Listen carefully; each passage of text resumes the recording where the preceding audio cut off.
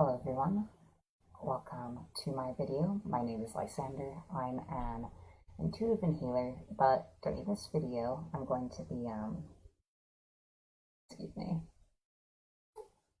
kind of feeling me. Anyway, I'm here to read to you today. This is my cat here. And the book I'm going to be reading from is called Nonviolent Communication, A Language of Life by Marshall Rosenberg. If you're interested in the book, I included a link for your convenience in finding it. I'm reading this just for education, putting some information out there. So this is the cover of the book. And I'm going to be reading from a chapter called Communication That Blocks Compassion. So I'm just going to read the whole chapter. I might add in my own thoughts here and there. This will be posted in other places as well. So nonviolent communication is a way of relearning how to kind of talk to the people closest in our lives and being in touch with our real feelings and needs to help avoid misunderstandings, assumptions, and so on.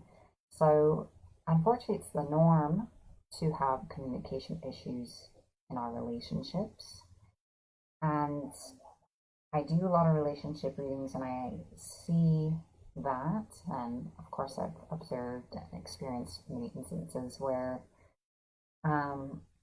two people are failing to connect, not because they don't care about each other, but because of how they're communicating with one another and how they're interpreting what the other person's saying. And in a way it's tragic when people don't succeed in connecting, because there's that potential for it to succeed and for that connection to be good. So I'm going to go ahead and begin reading Communication That Blocks Compassion. So we sometimes communicate in ways that is not likely at all to give us the response that we want. So I'll begin from my phone. Communication that blocks compassion. In studying the question of what alienates us from our natural state of compassion, I have identified specific forms of language and communication that I believe contribute to our behaving violently toward each other and ourselves. I use the term life-alienating communication to refer to these forms of communication. Certain ways of communicating alienate us from our natural state of compassion. So the first section is moralistic judgments. One kind of life-alienating communication is the use of moralistic judgments that imply wrongness or badness on the part of the people who don't act in harmony with our values. Such judgments are reflected in language. Quote unquote, the problem with you is that you're too selfish, or she's lazy, or they're prejudiced, or it's inappropriate. Blame, insults, put-downs, labels, criticisms, comparisons, and diagnoses are all forms of judgment.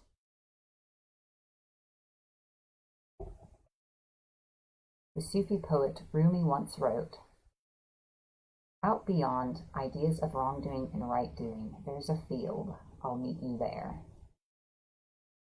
Life-alienating communication, however, traps us in a world of ideas about rightness and wrongness, a world of judgments. It is a language rich with words that classify and dichotomize people and their actions. When we speak this language, we judge others and their behavior while preoccupying ourselves with who's good, bad, normal, abnormal, responsible, irresponsible, smart, ignorant, etc. In the world of judgments, our concern centers on who is what. Long before I reached adulthood, I learned to communicate in an impersonal way that did not require me to reveal what was going on inside myself. When I encountered people or behaviors I either didn't like or didn't understand, I would react in terms of their wrongness.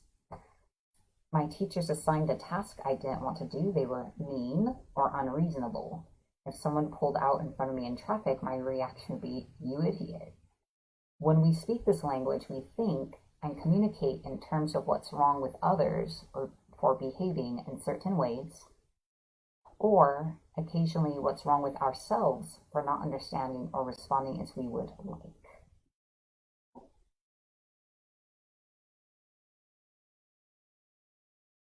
Our attention is focused on classifying, analyzing, and determining levels of wrongness rather than on what we and others need and are not getting. Thus, if my partner wants more affection than I'm giving her, she is needy and dependent. But if I want more affection than she is giving me, then she is aloof and insensitive. If my colleague is more concerned about details than I am, he is picky and compulsive. On the other hand, if I am more concerned about details than he is sloppy and disorganized. Analyses of others are actually expressions of our own needs and values. It is my belief that all such analyses of other human beings are tragic expressions of our own values and needs. They are tragic because when we express our values and our needs in this form, we increase defensiveness and resistance among the very people whose behaviors are of concern to us. Or if people do agree and act in harmony with our values, they will likely do so out of fear, guilt, or shame because they concur with our analysis of their wrongness. We all pay dearly when people respond to our values and needs not out of a desire to give from the heart, but out of fear, guilt, or shame. Sooner or later, we will experience the consequences of diminished goodwill on the part of those who comply with our values out of a sense of either external or internal coercion. They too pay emotionally, for they are likely to feel resentment and decreased self-esteem when they respond to us out of fear, guilt, or shame. Furthermore, each time others associate us in their minds with any of those feelings, the likelihood of their responding compassionately to our needs and values in the future decreases. So I want to say hello to everyone real quick. Welcome. It's always good to see everybody. This is a subject about what I think is incredibly important, so even though it's maybe my own dialogue is a little meandering and so on, I hope that someone finds use out of it because I would say for most people, as I said earlier, communication is a huge problem and it causes so much unnecessary strife and suffering, and it's really unfortunate. Just in the way we choose to talk to people, it's almost like we sabotage ourselves with the way we choose to talk to others and how we hear other people. Continue. So I want to repeat the last sentence I read. Furthermore, each time others associate us in their minds with any of those feelings, fear, shame, and guilt, when they decide to comply with what we expect out of them, out of those feelings, and not because they want to do something different or be different in accordance with our blame accusations, like when we fight with our partners or what have you. When they associate us in their minds with those negative feelings, the likelihood of their responding compassionately to our needs and values in the future decreases. So they become more resistant to us in time, and that stuff can build up and result in the ending of the relationship or significant strain.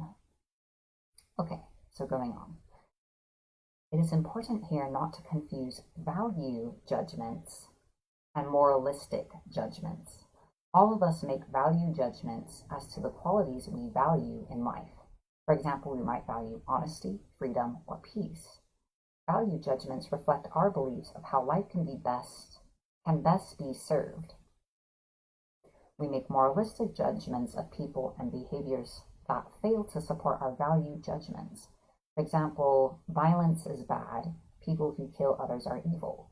Had we been raised speaking a language that facilitated the expression of compassion, we would have learned to articulate our needs and values directly rather than to insinuate wrongness when they've not been met. For example, instead of violence is bad, we might say instead, I am fearful of the use of violence to resolve conflicts. I value the resolution of human conflicts through other means. Now, some personal commentary. Some of this may seem strange. I did pick and choose chapters. So in the beginning, Marshall, the author, relates how he's used his techniques of nonviolent communication to help resolve very serious debates in other parts of the world and other countries where there have been ongoing genocide or wars to resolve conflict. So this is not wishy-washy, fluffy bunny stuff. It is very serious. So it can kind of sound strange, like some of the things. So bear with and kind of keep the context in mind. I don't want it to be taken as we're condoning anything negative by not placing moralistic judgments. It's just changing the whole way we communicate. Okay. I might be over talking. The relationship between language and violence is the subject of psychology professor O.J. Harvey's research at the University of Colorado. He took random samples of pieces of literature from many countries around the world and tabulated the frequency of words that classify and judge people. His study shows a high correlation between frequent use of such words and frequency of incidents. It does not surprise me to hear that there is considerably less violence in cultures where people think in terms of human needs than in cultures where people label one another as good or bad and believe that the bad ones deserve to be punished. And 75% of the television programs shown during hours when American children are most likely to be watching, the hero either kills people or beats them up. This violence typically constitutes the climax of the show. Viewers, having been taught that bad guys deserve to be punished, take pleasure in watching this violence. It's kind of an interesting thing. The interesting thing to talk about. I do live in America. I know not everyone watching does.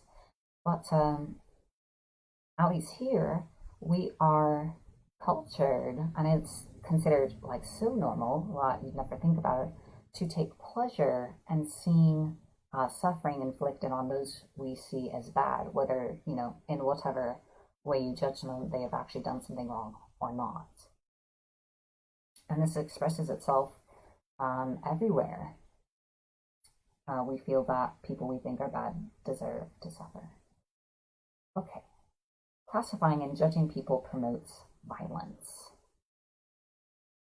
At the root of much, if not all, violence, whether verbal, psychological, or physical, whether among family members, tribes, or nations, is a kind of thinking that attributes the cause of conflict to wrongness in one's adversaries and a corresponding inability to think of oneself or others in terms of vulnerability. That is what one might be feeling, fearing, yearning for, missing, etc. We saw this dangerous way of thinking during the Cold War. Our leaders viewed the USSR as an evil empire bent on destroying the American way of life. Soviet leaders referred to people of the United States as imperialistic oppressors who are trying to subjugate them. Neither side acknowledged the fear lurking behind such labels. Making comparisons is the next section. Another form of judgment is the use of comparisons. In his book, How to Make Yourself Miserable, Dan Greenberg demonstrates through humor the insidious power that comparative thinking can exert over us. He suggests that if readers have a sincere desire to make life miserable for themselves, they might learn to compare themselves to other people. For those unfamiliar with this practice, he provides a few exercises. The first one displays full-length pictures of a man and a woman who embody ideal physical beauty by contemporary media standards. Readers are instructed to take their own body measurements, compare them to those superimposed on the pictures of the attractive specimens, and dwell on the differences. Comparisons are a form of judgment. This exercise produces what it promises. We start to feel miserable as we engage in these comparisons. By the time we're as depressed as we think possible, we turn the page to discover the first exercise was a mere warm-up. Since physical beauty is relatively superficial, Greenberg next provides an opportunity to compare ourselves on something that matters: achievement. He turns to the phone book to give readers a few random individuals to compare themselves with. The first name he claims to have pulled out of the phone book is Wolfgang Amadeus Mozart. Greenberg lists the languages Mozart spoke and the major pieces he had composed by the time he was a teenager.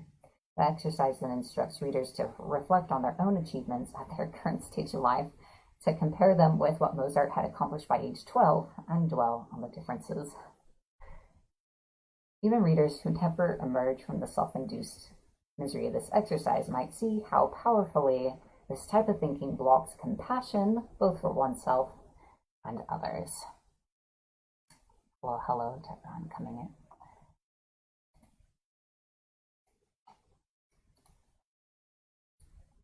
The next section is denial of responsibility. Another kind of life-alienating communication is denial of responsibility. Communication is life-alienating when it clouds our awareness that we are each responsible for our own thoughts, feelings, and actions. The use of the common expression "have to," as in, there are some things you have to do, whether you like it or not, illustrates how personal responsibility for actions can be obscured in speech. The phrase "makes one feel," as in, "you make me feel guilty," is another example of how language facilitates denial of personal responsibility for our own feelings and thoughts. Our language obscures awareness of personal responsibility.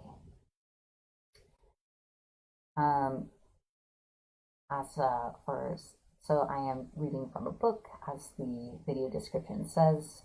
If you're ever wondering what is happening in the video, I recommend reading the description. In her book, Eichmann in Jerusalem, which documents the war crimes trial of Nazi officer Adolf Eichmann, Hannah Arendt quotes Eichmann saying that he and his fellow officers had their own name for the responsibility-denying language they used. They called it Absprach, excuse my pronunciation, loosely translated into English as office talk or bureaucraties. For example, if asked why they took a certain action, the response would be, "I had to." If asked why they had to, the answer would be superiors, orders, company policy. It was the law.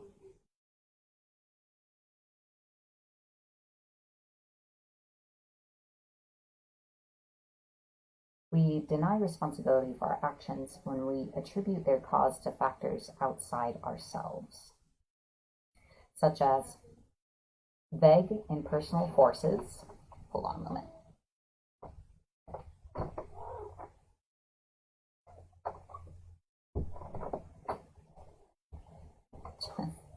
Adjusting my cat.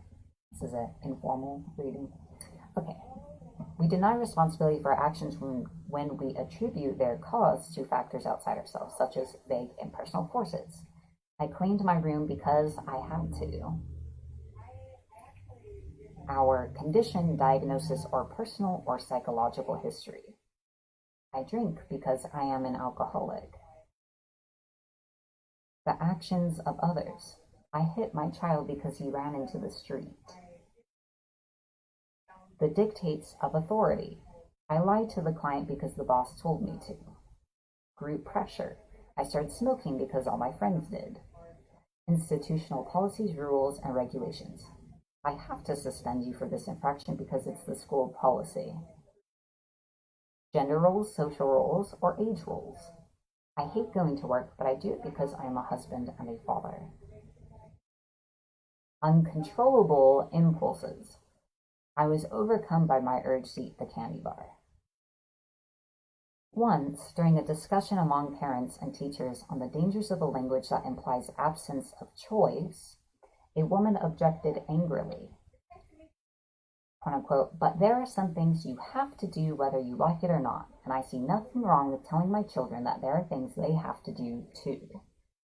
Asked for an example of something she had to do, she retorted, that's easy. When I leave here tonight, I have to go home and cook. I hate cooking. I hate it with a passion, but I've been doing it every day for 20 years, even when I've been as sick as a dog, because it's one of those things you just have to do.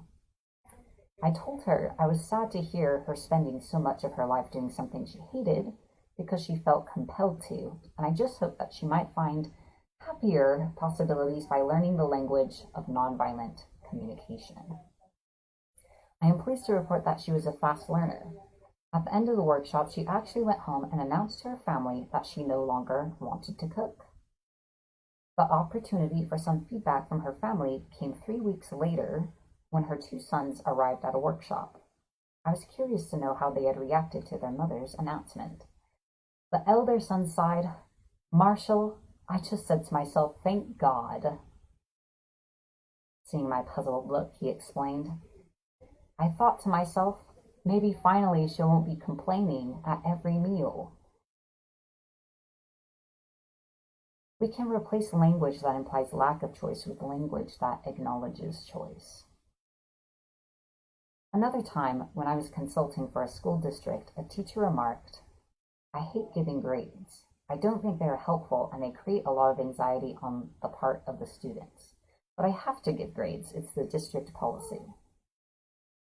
We had just been practicing how to introduce language in the classroom that heightens consciousness of responsibility for one's actions. I suggested that the teacher translate the statement, I have to give grades because it's district policy, to, I choose to give grades because I want blank.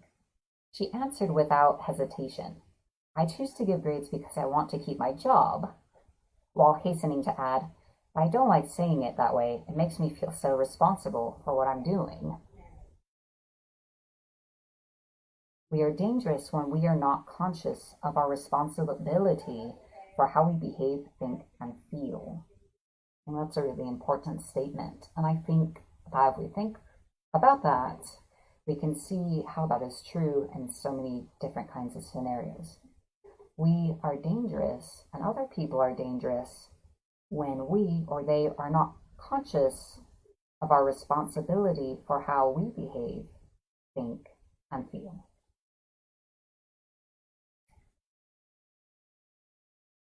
Anyway, kind of continuing off the story, the teacher said, but I don't like saying it that way. It makes me feel so responsible for what I'm doing. That's why I want you to do it that way, I replied.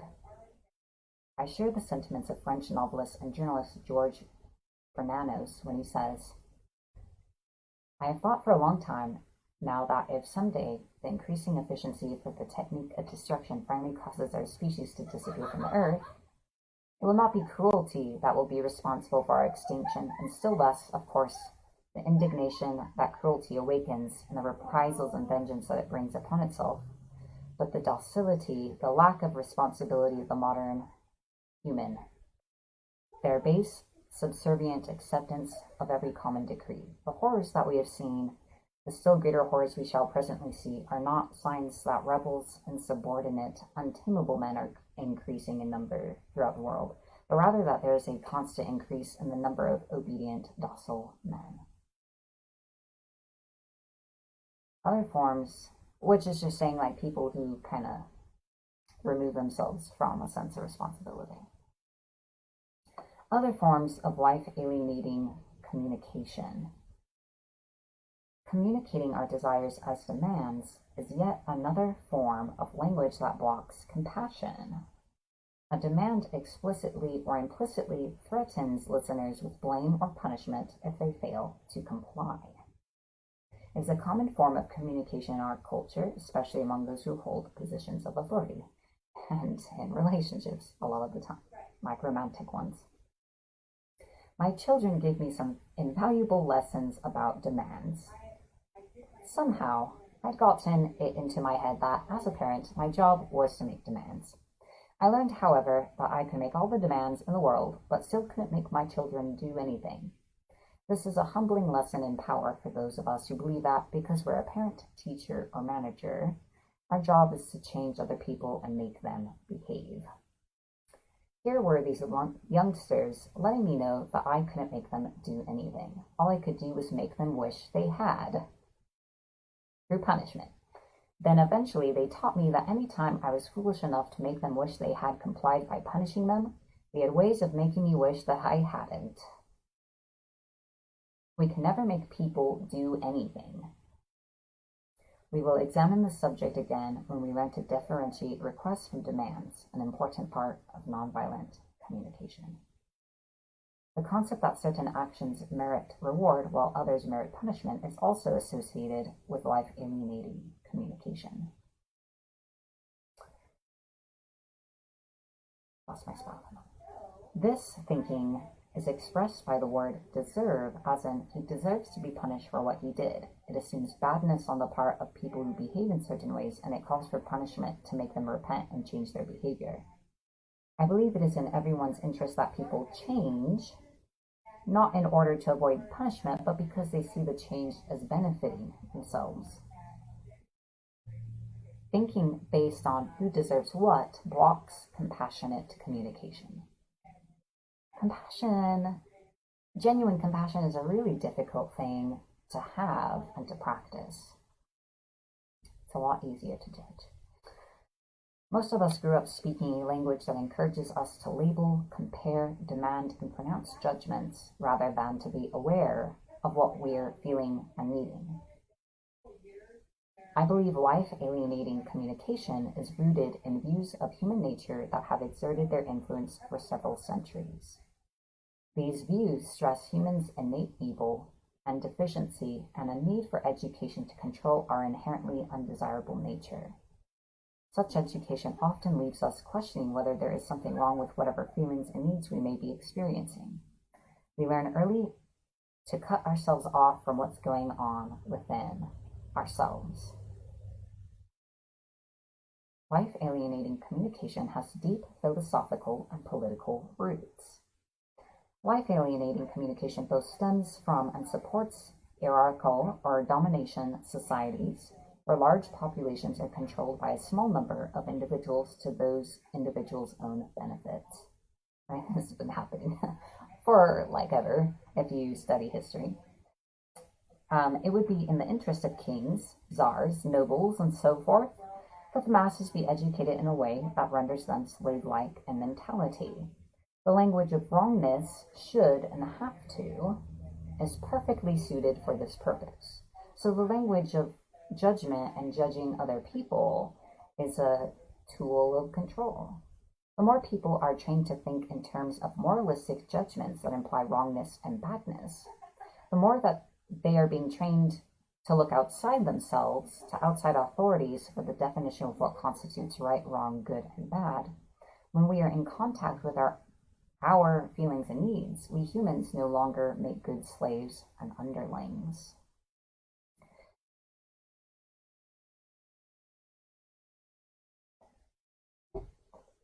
Summary: it is our nature to enjoy giving and receiving compassionately. We have, however, learned many forms of life-alienating communication that lead us to speak and behave in ways that injure others and ourselves. One form of life-alienating communication is the use of moralistic judgments that imply wrongness or badness on the part of those who don't act in harmony with our values.